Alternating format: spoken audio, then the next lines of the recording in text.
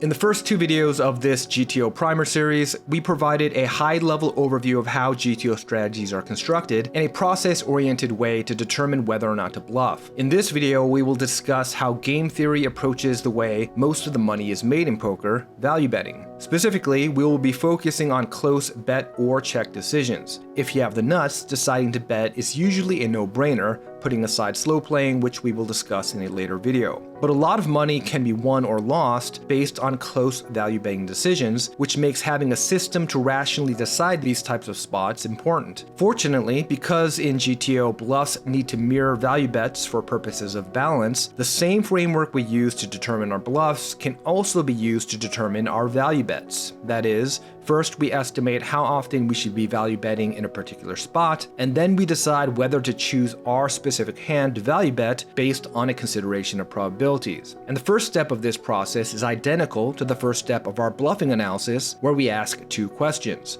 Which player is more likely to have the strongest hand, and does villain have a high likelihood of holding a very weak hand, which informs our overall level of aggression as well as our predominant bet sizing. To explain further, let's go back to the hand we analyzed in our bluffing video. Here we're in a 6-max 100 big blind game, the button opens and the big blind calls. But instead of the button holding Jack 9, let's say we're holding King 8 of hearts and the flop is King 7 deuce rainbow. As we discussed in the last video, if in a given spot the opponent is much more likely to hold the strongest hand, you can usually check most or all the time, particularly when out of position. So in this case, even if the big blind is holding something very strong like pocket deuces, he should check his entire range. However, if you are much more likely to hold the strongest hand, and your opponent is very likely to hold a weak hand, you can usually bet/bluff most of the time using a small sizing. So after the big blind checks, because the button as the preflop caller is more likely to hold the strongest hand, and the big blind has a high probability of holding a weak hand, the button in theory should be playing very aggressively, even if the button is actually holding something mediocre like pocket threes. This isn't really a value bet, it's more of a protection bet, but the point remains. In this situation, you don't really have to worry about whether your hand is strong enough to bet, you can just fire with the entire range. Now let's assume that the button bets small here. The big blind calls and the turn is the queen of diamonds, and the big blind checks again. In this case, although the button is still likely to hold the strongest hand, the big blind is no longer likely to hold a very weak hand because in theory, he should have folded most of his weak hands on the flop. So just like our bluffing analysis, in this scenario the button will want to value bet some hands and check others. But how is this decision made? Well, the same three factors that influence close bluffing decisions also influence close betting decisions: showdown value,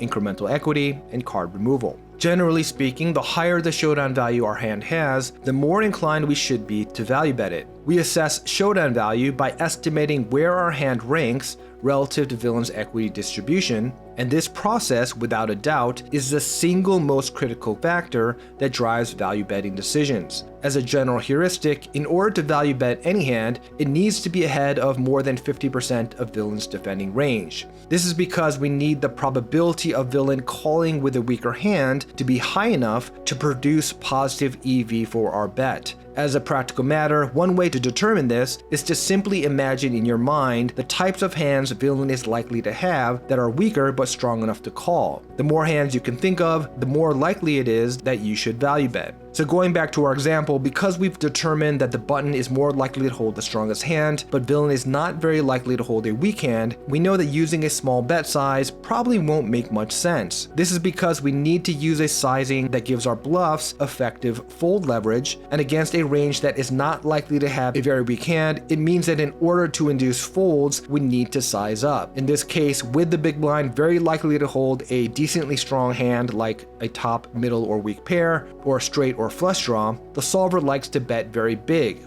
150% of the pot. So with that in mind, what are the likely hands that the big blind can call with? Well, we will discuss bluff catching decisions in a future video, but it's probably safe to assume that the primary threshold for where most would call a very large bet like this is around top pairs plus, which probably means that if we need to be ahead of more than half of villain's defending range, the bottom threshold of our betting range will likely be top pair at a minimum. Now, the big blind could also call with some weaker hands, perhaps some strong Queen X combos, some lower pairs that also have a draw, and stronger combo and flush draws. But probably not enough of these hands will call against this bet size to warrant value betting with less than top pair as a general matter. So a very simplified strategy that we can implement here would be to just continue betting with all top pairs plus, while at the same time checking weaker made hands. But we can refine this strategy even further by getting a bit more granular. For example, is King 3 really strong enough to overbet in this spot? According to the machine, no it's not, and if you've played for a while, intuitively this seems correct. So how do we decide where to draw the line when it comes to our top pairs? Well, that's where our next two factors come into play.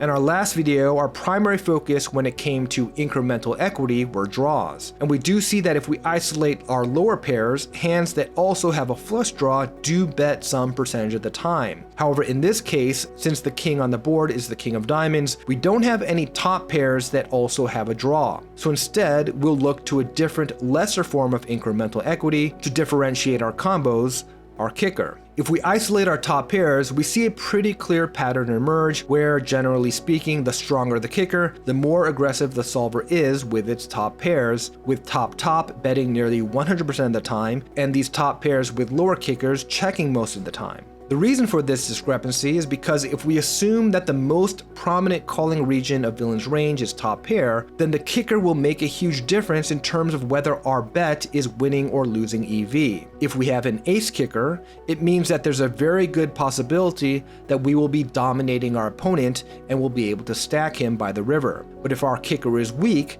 then there's a good chance that we're just throwing good money after bad. Another heuristic that may be helpful in this regard is whether we feel like our hand is strong enough to stack off with, assuming a clean runout. If it clearly is, then we should be more inclined to continue to barrel so that the stack sizes on the river are such that we can get all in with a reasonable bet. However, if it's not so clear that our hand is strong enough to play for stacks, checking will often be a viable option, where perhaps we can check the turn and then bet the river, or we can check the turn and allow the opponent to bluff the river for us. To hammer this point home, let's assume that the button bet big, the big blind called, the river is the 3 of spades, and the big blind checks. Again, whenever we're making a decision, we start our analysis all over. In terms of who is more likely to hold the strongest hand, it's still likely to be the button, who was the pre-flop aggressor and barreled twice, whereas the big blind has played passively to this point with calls and no raises. However, given the big blind's calls, it's unlikely his hand is very weak, which means the button won't be betting his entire range here. So let's move on to the next step, where the goal is to determine where our hand fits among our opponent's equity distribution. Although our hand was ahead of the vast majority of the big blind's range on the flop, when the big blind called bets on both the flop and turn, it lowered the probability of the big blind holding a weak hand, which in turn decreased the number of hands our king 8 is ahead of on the river, which from a probability standpoint increased the likelihood our hand is behind villain. Accordingly, although our hand started out firmly as red with high equity on the flop, here now on the river it's orange with decent equity but not quite strong enough relative to the big blind's equity distribution to fire another barrel. And where our hand ranks in villain's equity distribution isn't only impacted by hands in villain's range that drop off when he calls, it can also be negatively impacted